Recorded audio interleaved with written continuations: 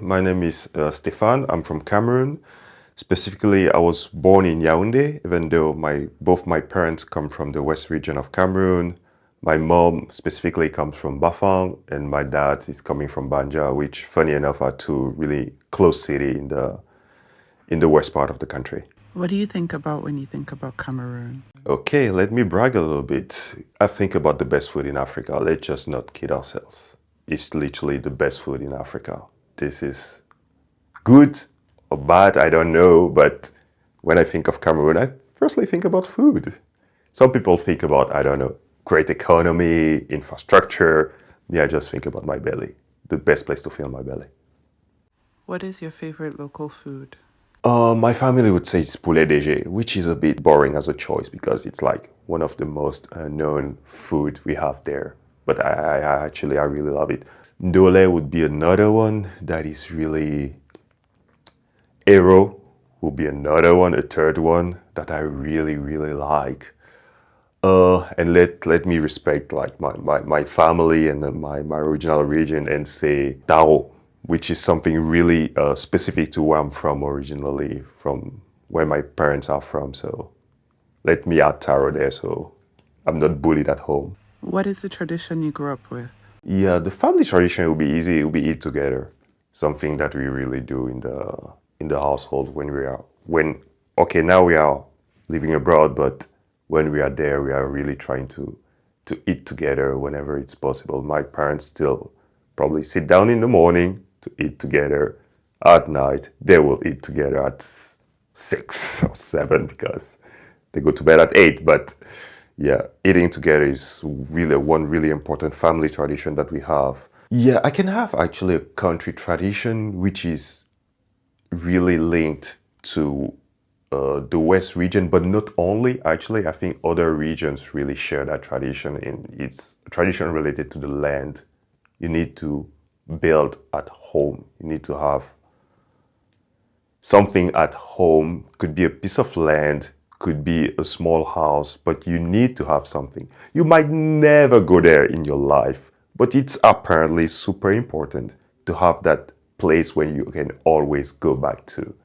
So it's something, I think it's really related to how our parents grew up and they kind of shared that with us. And it's not only actually in the Bamileke area, it's also in other different areas of the country. You will see that being really important. You might never be inside that. You might be there once a year, but it's like, I think maybe it's an honor thing to say, oh, I'm going to where I'm originally from and I can step into my house.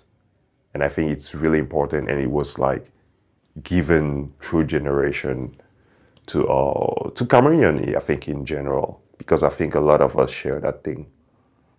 We have that say, which is probably is the same in other African country. We go to the village. That thing. You might be born in Yaoundé, you might be born in Douala, but there is this other place in the country that you might actually don't really know about, but you are from there, and it's like your initial base. So you go to the village, you go with your parents to the village, you bring your kids to the village always, even though it's not really technically where you are most familiar with. How important is your cultural heritage to you? It's definitely really important actually, and I took it for granted when I was growing up. And the more you're outside in the world, you realize how important it is. It gives you a different kind of identity, and it impacts the way you relate with other people because it's like speaking different languages. As an example, the super simple example is the language. I didn't really learn my own language. I learned like foreign languages, and it's kind of weird now that actually I could be in my own village and I cannot speak fluently. So we really took it for granted. But nevertheless, we have a really strong identity as Bamileke in Cameroon. And I think actually all the different community in Cameroon would be like the Bamileke, would be the Bassa, would be the Douala, would be the people from the northerner. We all have really strong identity and are really identified by those. So you can talk with somebody from the north and you can really see like the big difference in culture, in how we dress, in how we eat. And it's the same with the Bamleke, it's the same with the Douala. And you have like this massive mix of all those people living in the same country and that have all those things pulling them together, but also all those massive differences between them. What is your favorite thing to do in Cameroon? Oh, I'm a home. Okay, that would be so interesting because I'm a homebody. When I'm back home, what I like to do is stay at home. Stay at home having breakfast with my mom, looking at her the entire day, waiting for my dad to be home and talk to him the entire day. I'm a homebody. If you ask me what is the super nice thing to do in Cameroon, Yaoundé, right now where I'm from, I'm not going to be able to tell you what is going on outside because I'm going to be in the house. But actually, let me try to answer it properly. Can I say driving around? Like seeing the old places where I used to be, like when I was younger.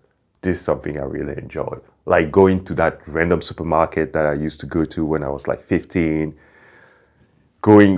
walking on those streets, walking inside my neighborhood where I grew up and seeing how it changed during the last couple of years. A lot of like good memories, a lot of bad memories. Actually, something that I really enjoy is in my neighborhood, Mendong in Yaoundé, we have this massive mural with like somebody painted the pictures of all the people from the neighborhood that passed.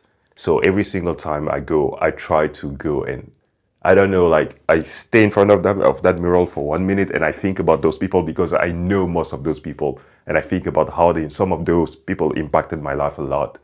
So basically walking around. I'm just when I'm home, I'll be at home, and when I'm outside, I'm just walking around and reliving my past life. Let's say How does it feel living away from home? I miss it. I really miss it. I didn't when I was like younger, but the older I get, the more I miss it. The more I miss that identity. The more I miss those smells. The more I miss those tastes, that food, that culture, those expressions. I really miss it. Like being abroad and being far for so long. Didn't realize it when I was 20, but now every single time I step foot in there, I'm like, oh damn, it's hot. Why didn't they put the AC in the airport? And I'm like, dude, you're just home. Like, get along, business as usual. And I like morph back into my old self. And yeah, I miss that. I'm angry about it. I'm angry about all the things that are not working, but still there is this love-hate relationship because it's home, regardless. I grew up without that AC, so when I'm going back, I get angry about it at the airport specifically for like 3 minutes, and then I'm just smiling and I'm moving on and I'm remembering where I'm from. What is your favorite Cameroonian expression? Okay, selundem. Selundem means something went wrong, something bad is about to happen, something bad already happened. So when something funky is around, we say selundem. Oh, mom called me and I haven't called back for like 2 days, and she called me back again and I'm like, damn, selundem, because she's gonna yell at me. I'm going outside and I missed the train and I know I'm gonna be late for my appointment. Selundem. The waiter bring me my food and it's not warm enough. Selundem. I look at what is happening in the political landscape in Africa and I'm like, selundem. Another thing, we have another version of that expression, which is tu es dans l'undem, which means you are in the them. So you are in the you are in the issue, you are in the problem, you are in the all that funky stuff that is happening. So I remember it right to say when I look at the political landscape, I can say selling them, but I can also say ils sont dans l'undem. So they are in the mess, basically. There are like so many really cool expressions that we have that are like taken from both French and English. Oh, because I didn't mention in Cameroon we have that, can I call it slang? Because we both have French and English as national languages. The young people, I would say, us, we are using that mix of both languages. So the vernacular, Rwanda is another good one, which is easy. I wouldn't even classify it as an expression, but it's a good example about what I said. Wanda, which comes from wonder, Rwanda, and je, obviously the French word, which we use it to say when you are surprised about something. Oh, I have a good one. Eki. Eki, it's not really an expression. It's like literally a single word, but we use it a lot, and it could mean so many different things. So somebody calls you, and he wasn't supposed to call you. You say Eki. Somebody yell at you, you are like Eki. Because why are you reacting like this? Somebody bring you a gift and you are Ekie. Same word. Somebody make a funny joke. Ekie. So Ekie is like a word you put everywhere, and based on actually your intonation and how you use it, it could mean like so many different things. So it's a really another really interesting one, Ekie, which is used. It's not even like linked to where I'm from. It's used across the country. Eke for mainly for probably those French speaking. No, I think even the English speaking people will use Eke. This is a really strong. If you go around any city in the world, you hear somebody say Eke. That person is from Cameroon. What's the part of Cameroon that you think people overlook? This is a really interesting question because I'm a little bit ashamed to say that, but I haven't traveled that much in my own country. I mean, it is what it is. I'm trying to catch up, guys. Don't worry. But let me get out of the usual answers. People will tell you, oh, Kribi is really nice. Oh, Limbe is really nice. And both are like cities that are right on the sea. So you have the beach, you have the usual summer activities there. But I would say the North Cameroon, I think, is getting more and more hype. Because funny enough, I work in the travel industry, and I think we see more and more people like traveling to the north because it's not as developed, it's off the beaten track, and what I've seen from those places is really beautiful. Unfortunately, we are not really taking care of our infrastructure, so it's not super easy to get to those places. But the North Cameroon is definitely my answer there. The North Cameroon is beautiful. You guys should go and visit. Cities like Garoua, like Maroua, because Cameroon is so diverse, so even the constructions that you will see in Yaoundé will be totally different from the construction time you will see in Garoua. So even seeing like a simple house is like a thing of beauty, even for me that is from Cameroon, because it's so different. It's stuff that we usually don't see. And yeah, Barwa and Gawa are like super beautiful cities. You can even go up north, close to the border with Chad. Beautiful things to see there. Name a Cameroonian creative that you would recommend. Mongo Betty is definitely one of like the biggest writer in Cameroon. You should check out Ville Cruelle, which is his most famous book. It's a bit political, but yeah, it kind of captured the landscape, not only in Cameroon, but in most of the countries that were going through colonization and independence in the 60s. So Ville Cruelle is a really, really beautiful book. A current artist that is really trending on social media that is from Cameroon is Mboko Lagriffe. Actually, you should check him out. He makes actually really interesting art. So you can check him on social media, or he's doing expo abroad now, so you can check his work. A singer from Cameroon that I love. Oh, Cameroon music used to be. Damn, I just say used to be. Ooh. Cameroon music is really nice. It was super nice like 20 years ago. I feel old saying that. But yeah, it was super nice 20 years ago, Cameroonian music. And I can give you Henri Dikongue, I can give you Sami Diko, I can give you Manu Dibango, like so many. If you like that cool vibe, so many artists. I can give you Kras Deka, I can give you Ben Deka. It's a lot of really cool music there. The type of music that you go to a wedding and you are just dancing with your mom or dancing with your partner, your husband, really cool music. Lately, it has been a bit more, let's say, vibrant. The music we have from Cameroon is a bit more vibrant, especially, actually, let me talk about Yaoundé. The music coming out of Yaoundé is more of the club type of music. We have this new trend, which is called Mbole, which exploded in the last,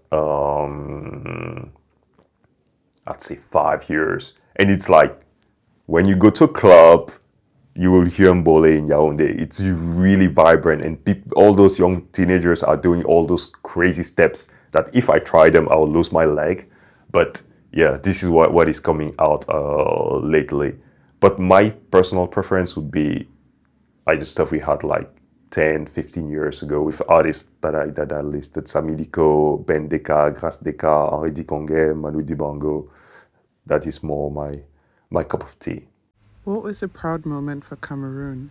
Okay, I'll have to talk about sport because even though lately we haven't been amazing at football, but we still have those 5 stars. So Ivory Coast, Ghana, Nigeria, we talk with Egypt. Those are our mates. All the rest, you guys need to chill.